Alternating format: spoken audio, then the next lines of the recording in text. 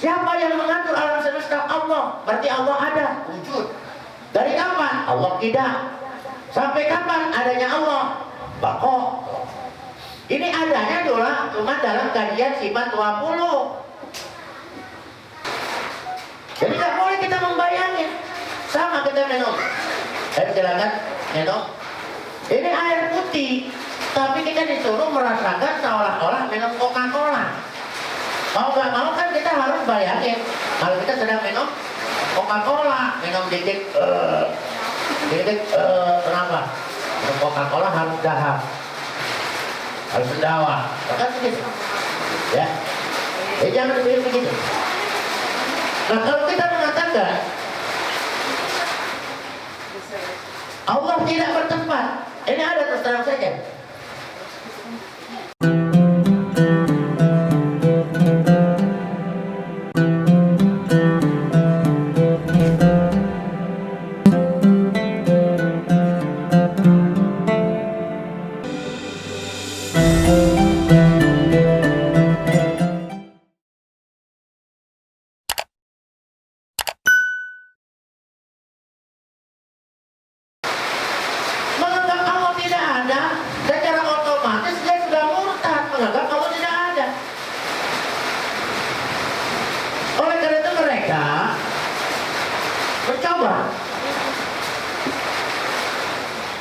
Menganalisa bahwa paham mereka adalah paham mujassimah.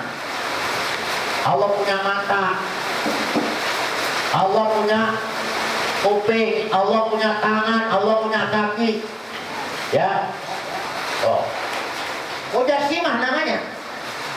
Jadi Allah itu seolah-olah punya tubuh. Kalau punya tubuh berarti harus punya tempat. Ini kan namanya ada tubuh, namanya punya tubuh. Tubuhnya harus taruh di tempat. Apa di kantong, di mana segala macam, kagak mungkin dia bergantung namanya tempat, tempatnya bergantung. Allah itu, ya, tidak patut dibayangkan sebagai mujassimah, punya tangan, punya kaki, kan? Ya. Nah, tapi mereka mengklaim bahwa paham mereka paham Ahlussunnah wal Jamaah. Paham yang paling tepat, paham yang paling benar. Mereka pakai dalil. Ar-Rahmanu 'alal 'arsy istawa. Ini paham-paham yang memang sangat kuat.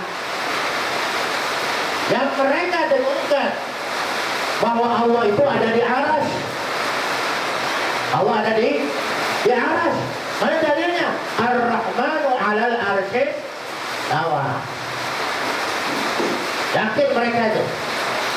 Tapi lucu, begitu ada seorang budak melintas bertemu Rasulullah, Rasulullah bertanya, budak, di manakah Allah?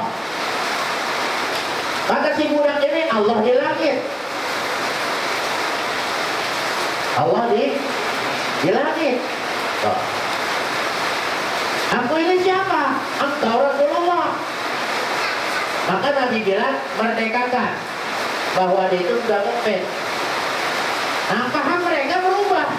Tadinya dibilang di aras, oh berubah, jadi di langit. Nah, ini kan berarti kagak istiqomah. Tadi dibilang di aras itu di atas langit, tapi sekarang aja dikatakan di langit. Ya. Di Quran ada cerita Nabi Ibrahim akan menuju Palestina. Nabi Ibrahim mengatakan,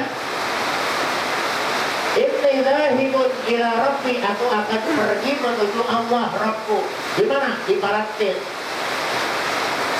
Berarti Allah di mana yang benar? Di Arab, di langit atau di Palestina?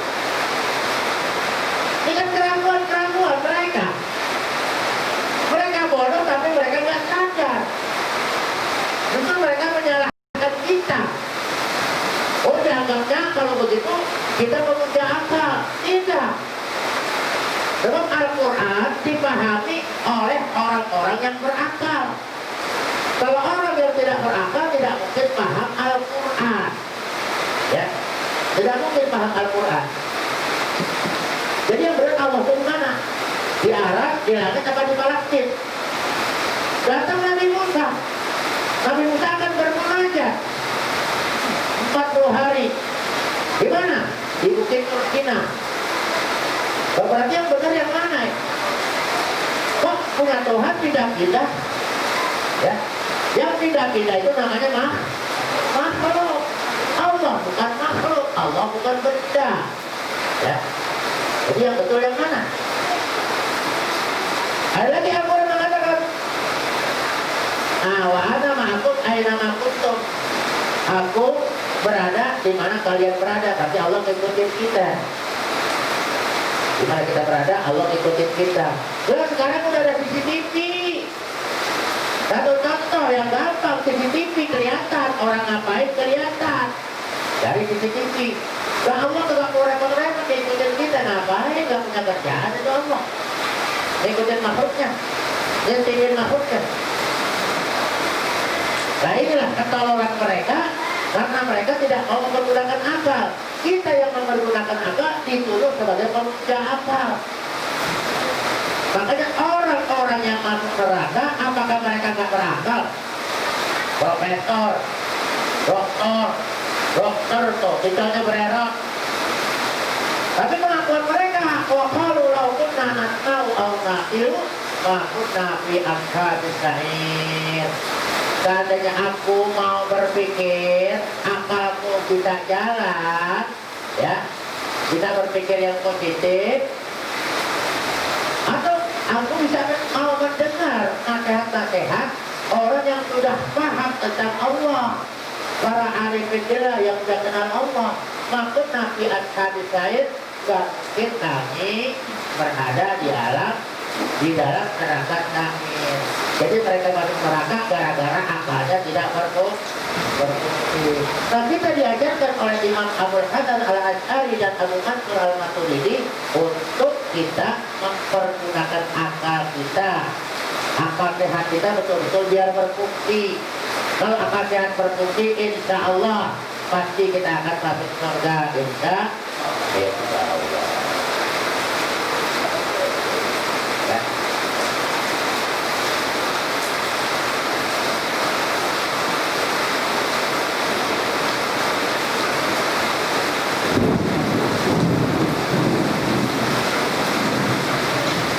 Sesuai dengan janji saya, judul kita kan agama itu akal.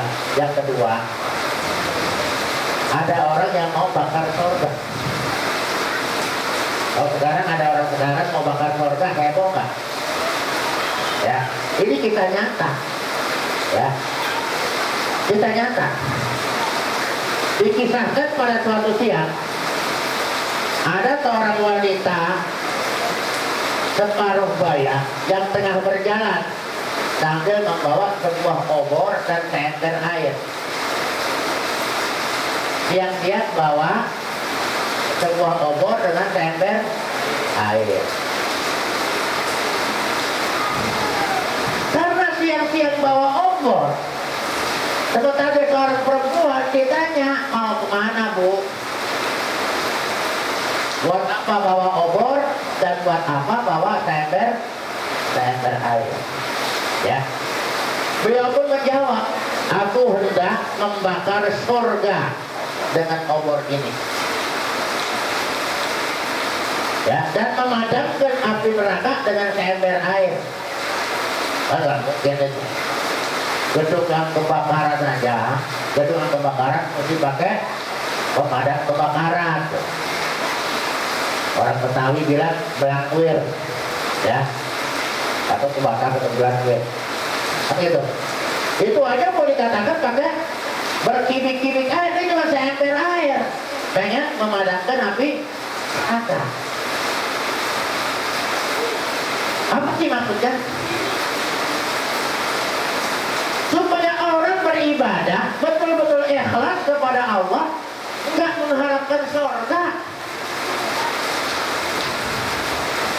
Ya, ibadah aja kepada Allah, dan Allah akan menepati janjinya. Allah akan menepati janjinya dan tidak akan menyia-nyiakan pahala orang yang berbuat baik. tugas kita ibadah. Ya, kalau kita meninggalkan maksiat bukan karena takut sama neraka. Makanya ini perempuan kesel banget sampai mau bakar itu surga supaya orang tidak mengharapkan surga. Dan kalau kita minta bagaimana? Kan sering kita minta tuh pada bulan Ramadan, atau kita baca tuh dalam ratib tuh, Allahumma inna nas'aluka ridhaka wal jannah wa na'udzubika min sakhatika. Bukankah itu kita sama juga minta surga? Ini kita baca itu karena kita diajarkan dengan Nabi. Nabi pun baca doanya seperti itu. Jadi kita ngikutin. Ya. Adapun Allah mau kasih kita surga atau enggak, boleh dikatakan tuh mau-maunya Allah. Ya. Mau-maunya Allah. Kita masuk surga bukan karena ibadah kita banyak. Kita masuk surga semata-mata dengan rahmat Allah, bukan karena ibadah kita banyak. Ada orang yang ibadahnya 500 tahun, ujung-ujungnya suul khotimah. Ada orang yang bermaksiat 500 tahun, ujung-ujungnya suul khotimah. Berarti masuk surga atau masuk neraka itu bukan karena ibadah kita, amal kita, tetapi karena memang rahmatnya Allah.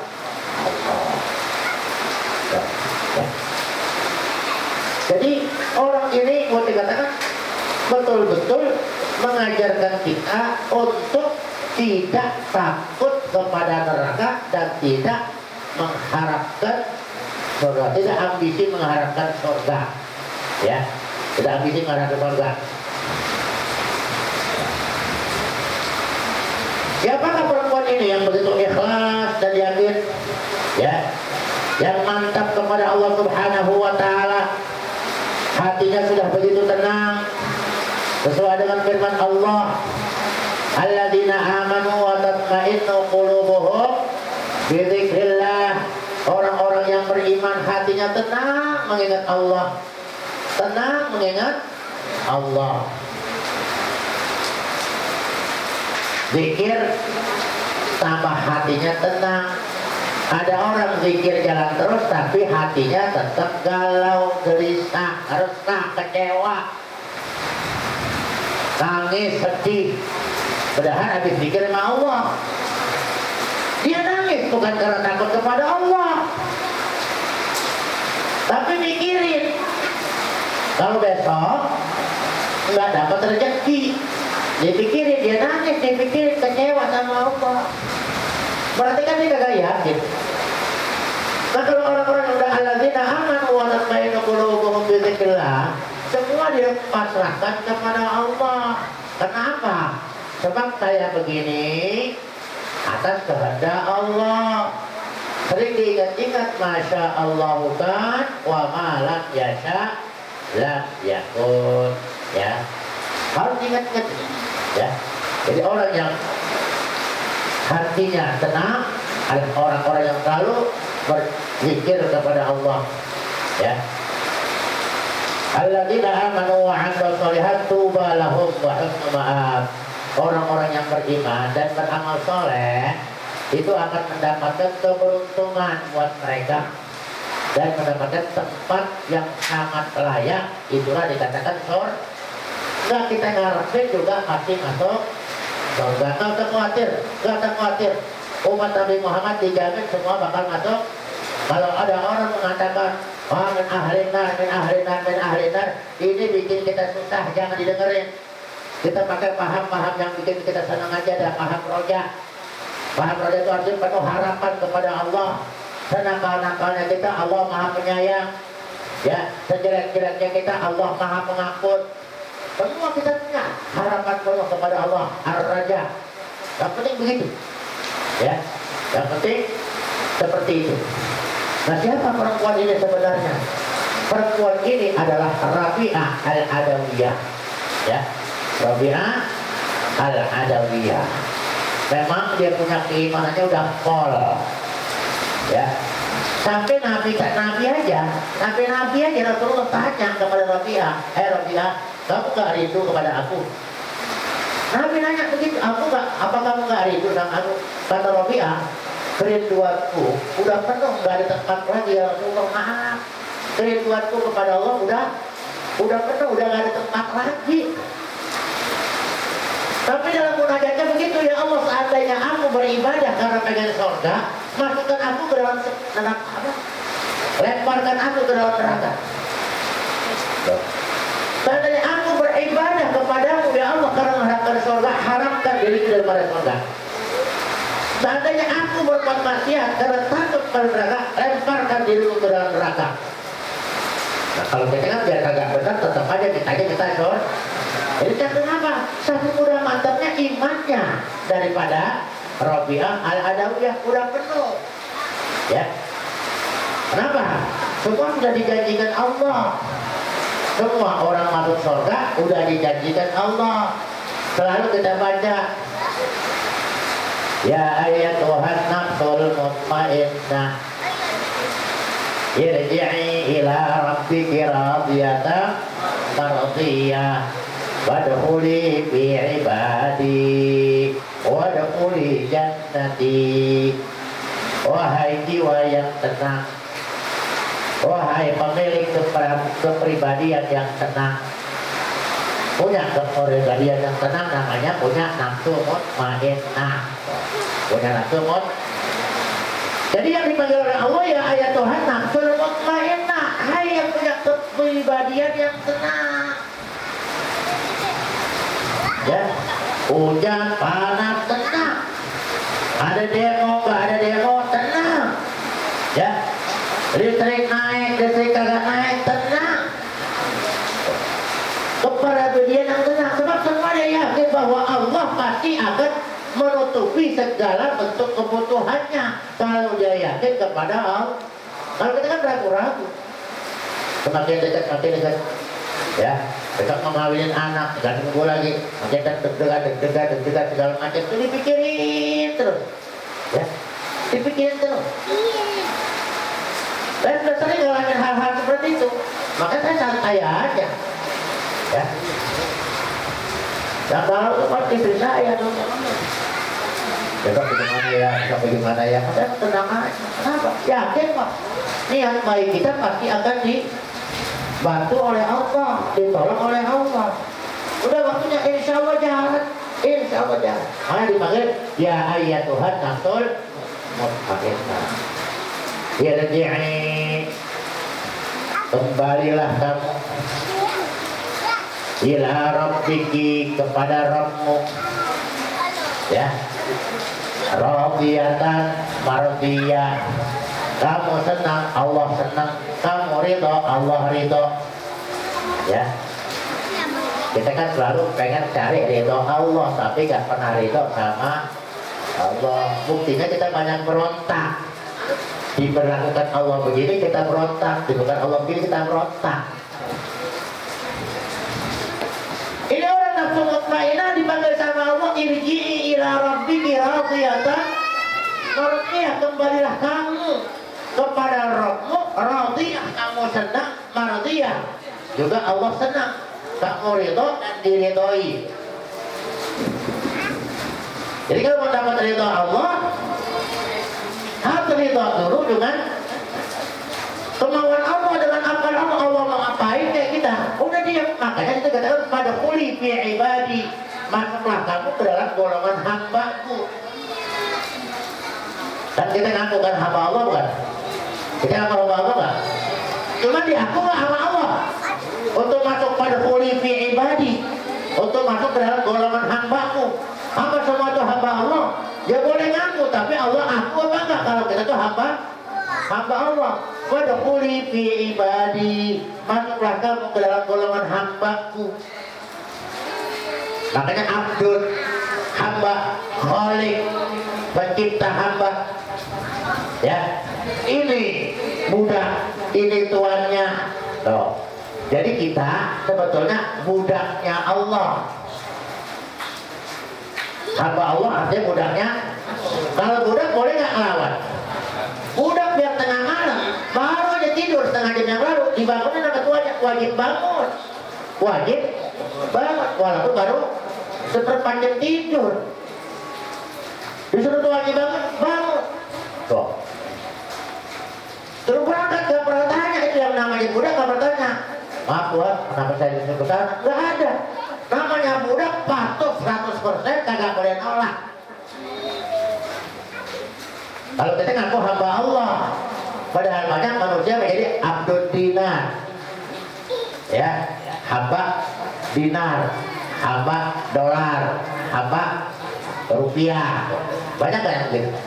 Lah banyak kita ngaku hamba Allah, tapi ketika Allah nyuruh kita lebih berat mencari dinar, berarti kita bukan Abdullah, berarti abdul dinar, abdul dirham. Kita ngakui diri kita seperti itu, ya. Ketika perintah Allah begini, satu contoh begini deh. Jadi kita mau sholat maghrib, udah adzan, udah segala macam, ya kan? Udah mau sholat ini, satu ditelepon datang, telepon, ya, dari kecamatan, ya. Tolong datang sekarang juga, kenapa? Ini ada cek 5 juta harus diambil sekarang juga, kalau enggak orangnya mau pergi. Kira-kira kita masih terus sholat, lanjutin sholat apa kita ke kecamatan dulu? Nah, kenapa? Ya sholat kan bisa ntar, waktunya masih panjang. Atau kecamatannya deket, kan begitu kan? Ini 5 juta kapan lagi kesempatannya, kan begitu? Jadi pantas nggak kita dikatakan hamba Allah, pantas apa enggak? Nah kita untuk memilih amat. Ini dulu 5 juta ini. Sholat bisa dikodok, atau apa kita bisa mengatakan sholat bisa dikodok. Berarti 5 juta kapan lagi? Hah? Punya utang 4 juta, kan masih ada 1 juta, lumayan. Dan kalau gue sholat ini dapat 5 juta. Ayo kita pilih mana? Itu satu contoh yang gampang aja. Kalau sama kita mengatakan bahwa kita belum sepenuhnya menjadi hamba yang dipanggil oleh Allah pada kuli fi ibadi. Masuklah kamu ke dalam golongan hambaku. Siapa hamba itu? Radiyatan mardiyah. Sifatnya hamba radiyah mardiyah. Dia harus ridho. Ketika sering dengar saya ridho, sering baca raditu billahi rabban wa bil islami dinan wa bi muhammadin nabiyya. Ngerti nggak arti ridho apa? Kenapa disini dikatakan kaitannya ibadi, hambaku, tapi radiyatan mardiyah, hamba yang ridho dan hamba yang mendapat ridho Allah, ya, bukan bertepuk sebelah tangan, cuma kita yang ridho, tapi Allah kagak pernah ridho. Kita mengharapkan ridho Allah, tapi kita nggak pernah ridho sama Allah, mana bisa dikatakan radiyatan mardiyah? Ini yang perlu PR, yang perlu kita bahas. Ridho itu apa? Kenapa dikaitannya dengan ibadi, hamba?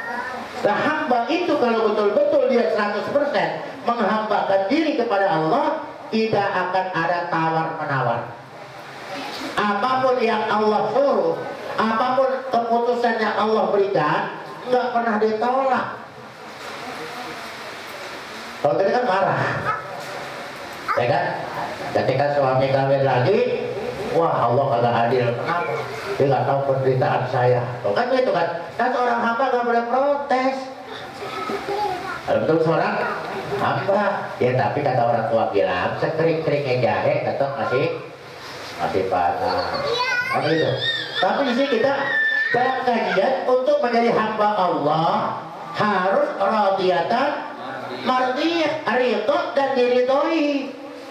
Baru kita berhak masuk pada kuli fi ibadi wa kuli, dan baru berhak masuk ke dalam surga. Kalau kita udah dipanggil Allah, punya jiwa yang tenang, nafsu mutmainnah, kemudian punya sifatnya radiyatan mardiyah, sehingga kita dipanggil pada kuli fi ibadi, masuklah kalian ke dalam golongan hambaku wa kuli jannati, baru masuk ke dalam surga. Jadi otomatis waktu ke surga nanti Allah yang panggil, ya Allah yang panggil. Makanya beruntung kita jadi umat Nabi Muhammad, beruntung banget dah. Kenapa? Punya Nabi perhatian banget sama kita. Setiap malam beliau nangis, yang dibikin umatku bagaimana, dipikirin. Nah kita nggak pernah mikirin Nabi. Padahal kita mikirin salawat gue berapa ya hari ini. Padahal kita mikirin udah bersalawat atau belum ya hari ini. Kita nggak mikirin. Nabi tiap malam mikirin kita. Ya, kita sedih Nabi mikirin. Emang setiap demo Nabi nggak mikirin. Ya, terus setiap ada demo Nabi mikirin. Laqad ja'akum rasulun min anfusikum azizun 'alaihi ma 'anittum. Nabi mikirin, seandainya ada umat yang susah, Nabi mikirin. Jangan sampai umatnya itu susah, jangan sampai umatnya sedih. Tapi kita aja yang nggak pernah mikirin Nabi. Bahkan dikatakan baca salawat ini bid'ah, baca itu salawat itu bid'ah. Akhirnya kita bingung, salawat yang mana kita baca? Akhirnya nggak dibaca. Ya, akhirnya nggak dibaca. Tinggal kita ikutin aja lah ulama-ulama itu yang paling gampang. Ya, Nabi mikirin tuh. Laqad ja'akum rasulun min anfusikum azizun. Nabi itu merasa bangga, merasa mulia. Ya. Alaihi ma'anitum, kalau udah ngasih solusi buat kita, Nabi itu merasa mulia. Umatnya udah ditolong, Nabi merasa mulia. Kalau kita tolong orang, kalau nggak merasa mulia, cuma kita ada kadang-kadang bukan timbul ujub kita. Lo kalau gua nggak tolongin, tapi Nabi nggak begitu. Dasar kalau gua nggak tolongin lo, udah mati dari dulu. Ya. Nabi itu tiap hari azizun alaihi ma'anitum. Nabi merasa mulia kalau udah bisa ngasih solusi hambanya. Makanya solusi kita seberat apapun perbanyak sholawat. Ya. Nabi lihat itu dapat jago rasulullah min anfusikum azizun. Azizun itu merasa mulia. Ma'anitum, apa yang engkau risaukan, Nabi itu merasa mulia kalau sudah bisa membantu umatnya bisa tersenyum. Ya, bisa tertawa, bisa bergembira, bisa berbahagia. Nabi tersenyum. Harisun 'alaikum bil mu'minin raufur rahim. Nabi begitu loman. Ya, begitu Nabi itu sangat betul-betul ingin umatnya yang beriman betul-betul mereka mendapatkan keselamatan, kesejahteraan, kenyamanan, kebahagiaan lahir batin di dunia dan di akhirat. Cuma Nabi Muhammad tadi yang pakai nama Allah Azizun alaihi ma'anitum harisun alaikum bil mu'minina raufun rahim. Itu tiga nama yang bisa nama Nabi, itu nama Allah, sifat-sifat Allah. Nabi begitu gembira. Apa Nabi itu senang lihat umatnya itu ada demo? Enggak, Nabi sedih. Kenapa? Kalau orang demo ketakutan, mau lewat sono takut macet, takut salah sasaran, dilemparin batu, dianggapnya pendukung A. Ya, sementara yang demo pendukung B. Ketakutan nggak? Ketakutan. Nabi sedih. Nah, yang paling bagus demo kepada Allah. Tuh demo kepada Allah udah bagus banget tuh. Kumpul orang ramai, ya Allah, ya Allah, ya Rahman. Demo sama Allah, Allah senang. Ya, nggak makan merusak itu. Ya, habis demo makan kebuli. Ya, habis demo makan nasi uduk, kan enak itu. Kalau bang demo udah panas-panasan, kencing susah. Ya, kencing susah. Ini Nabi sedih. Azizun alaihi ma'anitum. Itu kita yakini. Ya, nah, makanya apa kaitan daripada ayat ini? Ya ayuhan nafsul mutmainnah. Satu, PR kita membahas tentang nafsu. Bagaimana supaya kita punya nafsu al-mutmainnah yang dipanggil sama Allah, irji'i ila rabbika radiyatan mardiyah wadkhuli fi ibadi wadkhuli jannati. Yang kedua yang kita bahas itu adalah tentang abdud, seorang hamba. Yang perlu kita bahas PR nih, tolong diingatkan. Yang ketiga tentang ridho. Jangan sampai kita ngomong doang, saya ridho. Ya, kan kita gampang doang, saya sabar. Wah, nggak ada lagi dah orang kayak saya sabar aja segala macam. Kan kita sering merasa kita udah paling sabar bang, saya paling sabar. Oh, paling sabar saya dah. Wah, ya. Kalau kita dapat sifat sabur, Allah lebih sabar lagi. Allah bersifat sabur, kita sabar, Allah sabur. Sabur itu banyak sabarnya.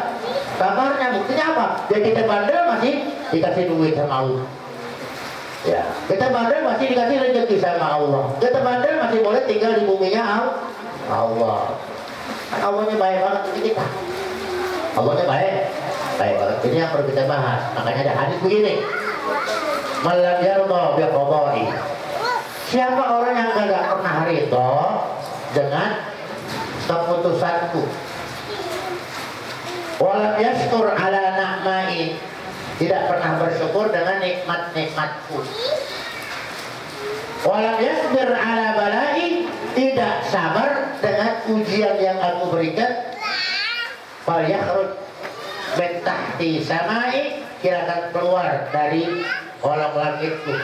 Kalau kita diusir dari kolom langit Allah, mau tinggal di mana?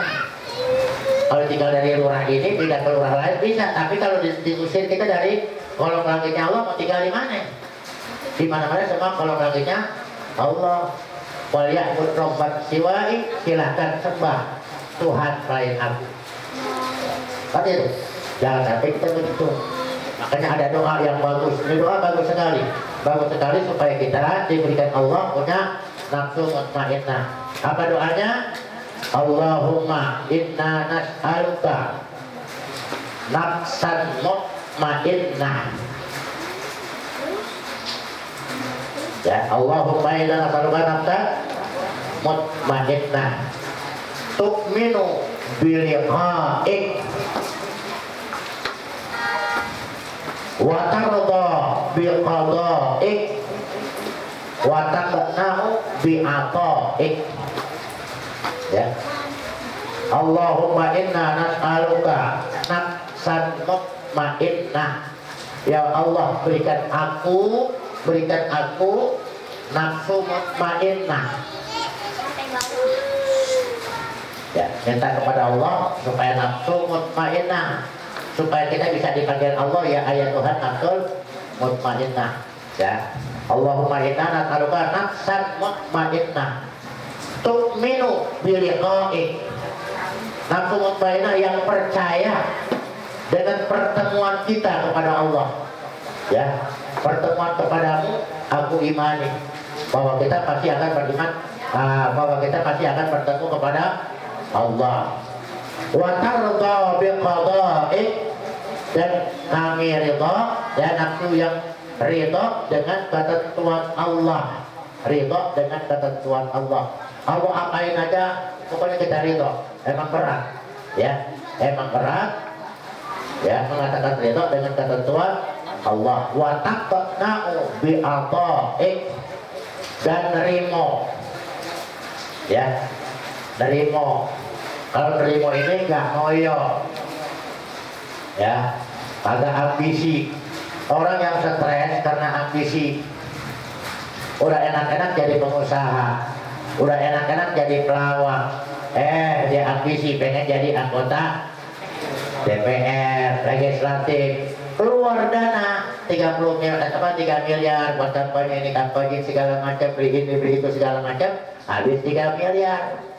Ya, ternyata siang malam rumahnya jadi buat posko, beli ini beli itu, ternyata gak kesampean. Mana duitnya boleh ngutang sama mertua, ya, tanah dijualin segala macam, akhirnya gak jadi anggota DPR. Stres gak? Stres. Kenapa dia stres? Karena ambisi. Jadi kita jangan ambisi, ya, jangan ambisi. Oh, saya pengen punya ini, saya pengen punya ini, ya, saya pengen punya istri yang cantik begitu segala macam, ambisi. Ternyata agak dapat. Loh, timbulnya kecewa nggak? Kecewa. Akhirnya kalau orang kecewa yang disalahkan Allah. Tuh.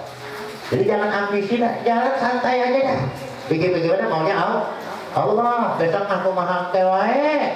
Ya, besok pilih mana Allah aja. Wa taqna'u bi'ata'ik, jadi terimain. Agak ambisi. Emang rezeki kita hari itu 100.000, terimain. Ya. Kan misalnya awalnya 1 juta, Allah bilang yang 900 saya simpen.